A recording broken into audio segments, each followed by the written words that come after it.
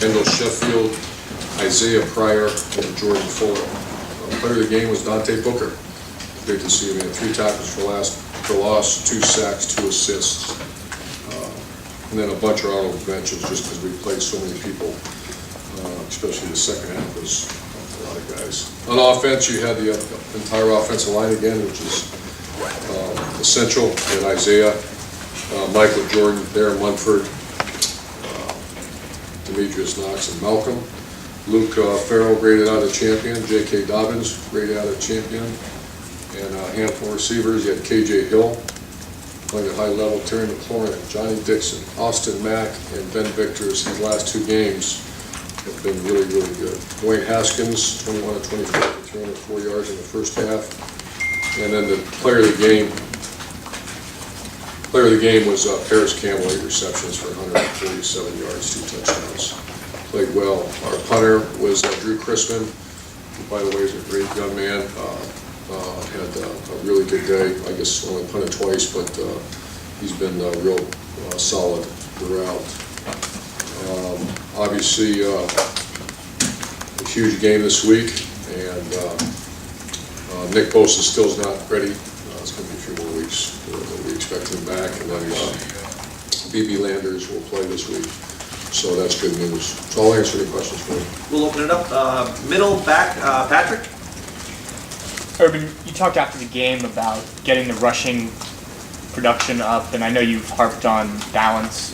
In a game like this coming up, how important is that, and what do you guys do to get that balance back to where you want it? Well, teams are still defending us a lot of single coverage. That's what Tulane did, and we're at the point where we can execute the passing game pretty high. So it's a lot of how they, after watching the videotape, the offense line played pretty well, but then there's a safety hitting you for a 4 or 5 yard gain, and then when that happens, they're leaving you up for single coverage. So a lot of it's how they determine plays. So if you are throwing the way that you guys have been, is it okay if it's a little bit less balanced than it has been in the past? Yeah, that's. I think everyone knows my feeling on that. Be balanced as you can, but there's times where, the dual threat quarterback, you equate numbers. Right. The throwing quarterback, you throw to equate numbers. So that's the difference. Front row left, Mitch. Urban, Dwayne's getting a lot of attention and will continue to get a lot of attention in the primetime game this week. Now, can you talk about the qualities that you see in this kid that gives you confidence that he can stay focused on what he's got to do and not be distracted by it? I called him Saturday night. I was driving home and after the game, and I called him just with that message: just stay focused. And we've had some pretty high-profile guys around here, and I've seen it. I've seen it. Go both ways. Where one thing about Columbus, Ohio is, this is the show, and they become bigger than life. And we got but he's a very humble guy. He's a very conscientious guy. He comes from a great family, so he's been great so far. Front row middle, Dave. Urban, Brian Seneen didn't make the trip to the TCU game. I believe he was not even on the sideline for this past game. Can you give an update on what's going on with Brian Seneen? Just the violation of rules, team rules that we're monitoring. Do you expect will he make the trip for Penn State? We don't know yet. Okay, and one more real quick. Mike Weber, will he play this week? I just saw him this week. Yeah, he'll play this week. Thank you. Second row right, Rob. Urban, there's a report came out over the weekend, Ryan Day coaching and waiting. I don't know if you know about that. Gene kind of shot it down in a sense. What are your general thoughts on that whole concept of a coach and waiting? It doesn't work. I haven't given any thought to it. Brian's an exceptional coach, and I haven't given thought to it. Front row right, Austin. This sounds kind of crazy given the way your offense has worked since you've been here and the running backs you have, but have you been completely satisfied with the way you guys have run the ball the last couple of weeks? When you watch the film, it's like I said, I think it's not the same. It's a very different offense right now. One was a run first, pass second. This is a do what they give you. So it's very different. I don't think we've ever had a team average over 300 yards passing a game either. So it's different. But the one thing Ryan and Kevin have done is utilize the skill set we have of the offense personnel. The way it's changed, did you always envision that you might be able to do this offensively? Do you like this sort of Sure. Feels like a When it works. philosophy change. Yeah, once again, you don't go out and recruit just cookie cutter players. You're gonna go out and recruit the best player you can. And when we recruited Dwayne, he had a very good skill set, and so it's our job as coaches to adapt. And I think we have over the years pretty good, we had Alex Smith, and he had a unique skill set. We had Cardell Jones, who was a different player than JT, and you had JT and T-Bows, and so you had Braxton Miller, so we've tried to have a very good offensive coaches, obviously, and they take what people can do and do what they do best. Front row left, Bill. Urban, this, I guess falls along the lines of what I was asked you, but do you have to run the ball any differently without the read option that you have with JT? Completely different. How so? What's changed for you guys in the call game? Well, it's not double option football anymore. And that was the double options are, sometimes you'll see it looks like a called pass, but that's a run where we're reading the second level defender, so it's completely different. Did you have to put in any new running concepts this year, knowing Sure. that you were fixing that? Like, can you give me an idea of just how much of a change is it? Like, how much new is in these concepts? It's significant. I mean, that's, you just, with a guy like Tate, now you can go, he's a little bit more the JT Barrett package. And Dwayne's not. So it's all about equating numbers, like I said. You equate numbers a handful of different ways. And in a pro-style traditional guy like Dwayne, you equate it by throwing. In spread-style football, you equate it with the Q, the added element of a Q run. And I know you mentioned this is a little different the way you guys are operating on offense. I'm wondering if you've heard any feedback from quarterbacks you're recruiting about how that position is performing for you guys. I know you're kind of locked up in the next two classes, but down the road, have you heard anything different about? Very positive. A lot of them want to do what we're doing right now. Second row left, Ari. Urban, you have some players or a good portion of your roster that's pretty big on faith, and there's an organization called Athletes in Action that I think you had fundraisers for at your home.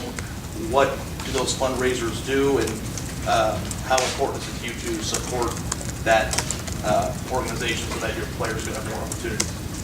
Well, I've always been a huge fan of Athletes in Action. That is a headquarters and not too far from here, 45 minutes away, and we've got two gentlemen named Jim Schmidtke and Tom Rohde that are incredible. And faith's a big part of this program. Obviously, we don't make anything mandatory, but our guys have been awesome with that. We have had fundraisers every year, I think, over 7 years. And that was a big part when we came here, that we wanted to make sure our players had access, and whatever they need, the answer is yes.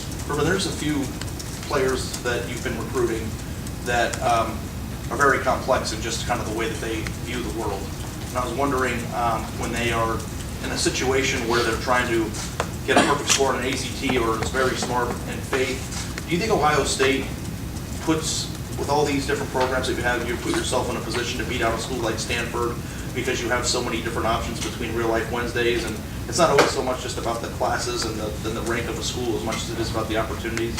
See what I'm getting at? Do you feel like that's kind of what you guys have done to put yourself on that level?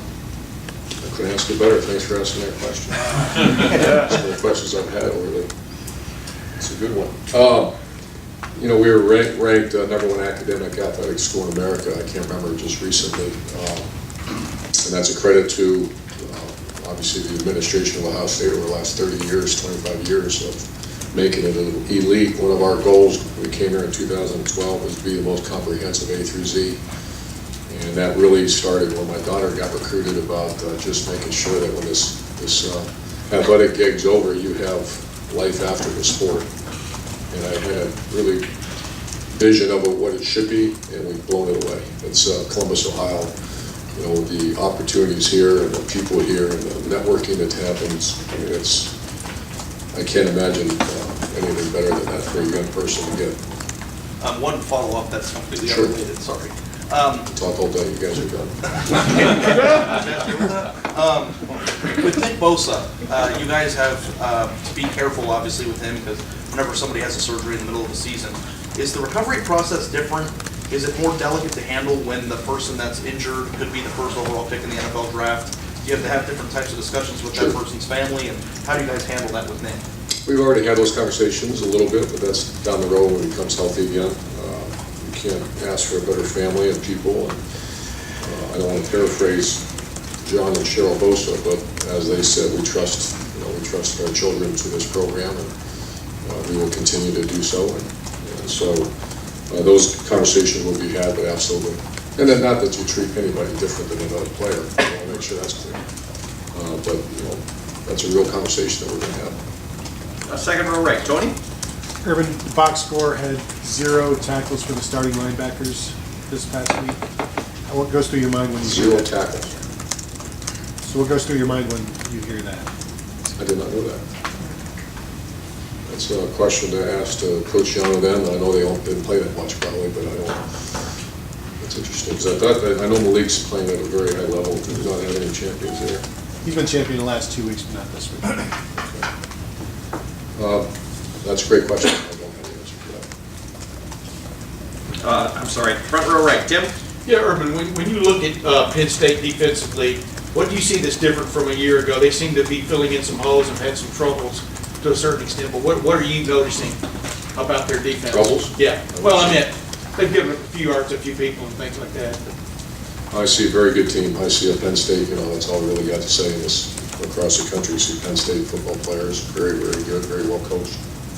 And Trish McSorley, when I say that name, what jumps to your mind?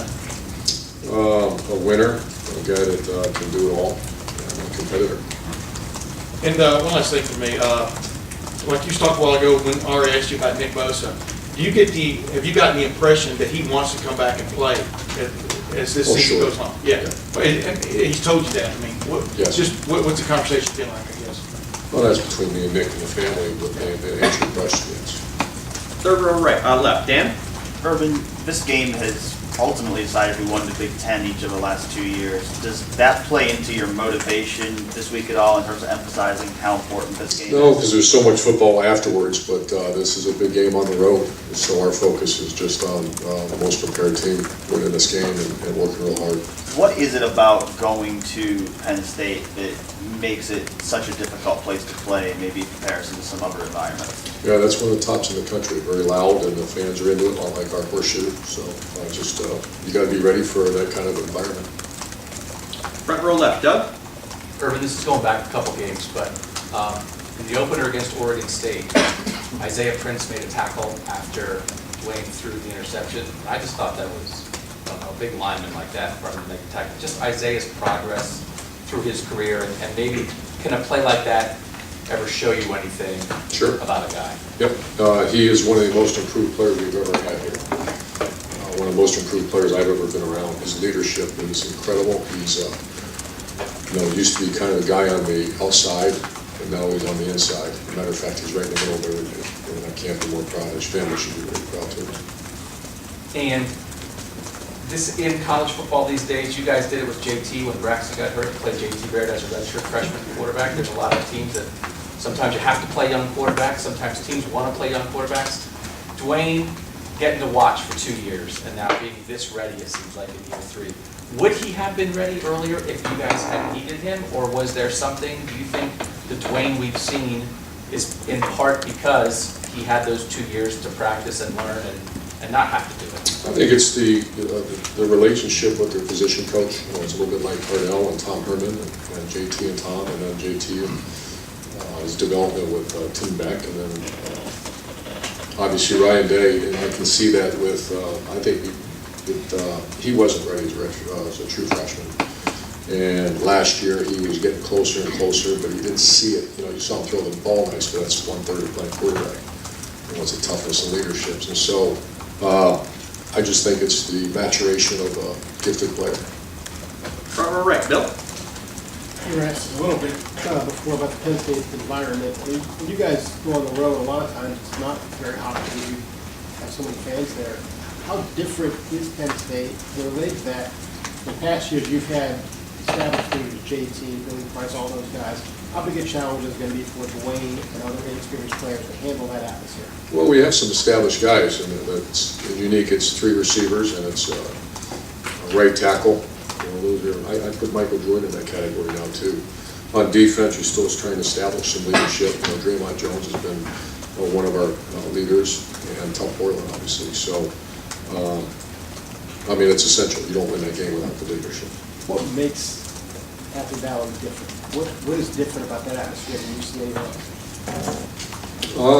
It's just a difficult place. You know, it's certainly one of the top 5 stadiums that can play in, hard to play in. I mean, very loud, and the fans are into it. Very good environment, great environment. Far left, Lori? Coach, when you have a lot of different things that are working offensively, how does one decide what to run in a crucial situation, like 4th down, game on the line? Do you have a page in your playbook that you're like, that's where I go to? That's what those guys are doing right now. You sit in those meetings, and by Wednesday, Thursday, you have that on it. You don't have that now because every defense is different, and who's the hot hand, who's healthy, who do you run behind, who do you throw behind, who do you throw to. That's all what goes on here for Sunday, Monday, Tuesday.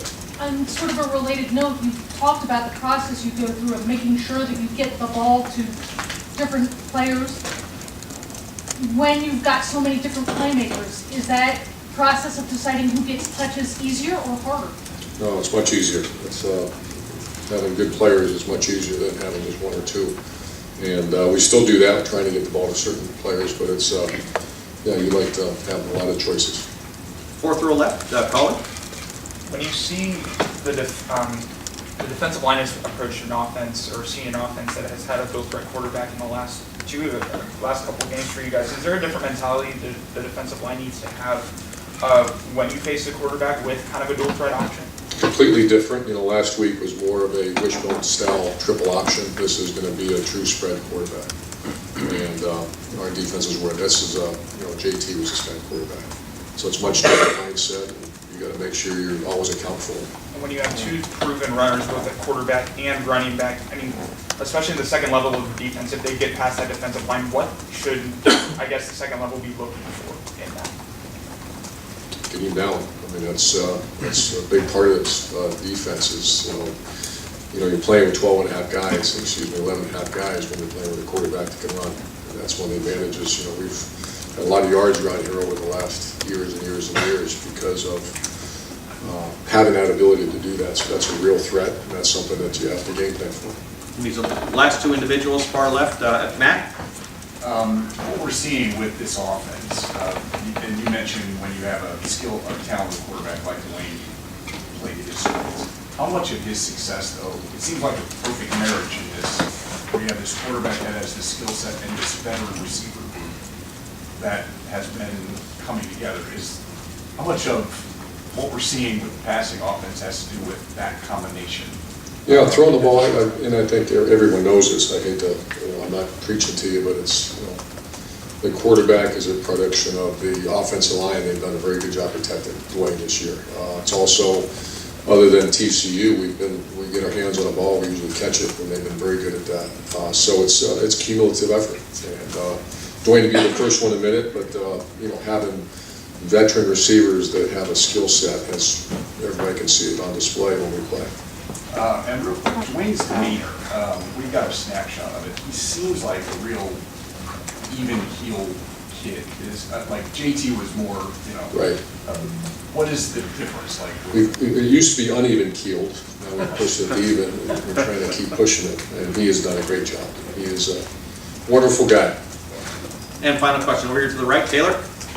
Urban, obviously, Penn State's got a little bit different personnel than they had last year. I mean, losing a game changer like Saquon Barkley and even a guy at tight end like Mike Gesicki. But just what stands out to you about Penn State's roster maybe this year? Because, I mean, they seem to be Offensive line's better, and that running back's really good. A big dude that our guys think is. I haven't started. I'll watch him later in the week.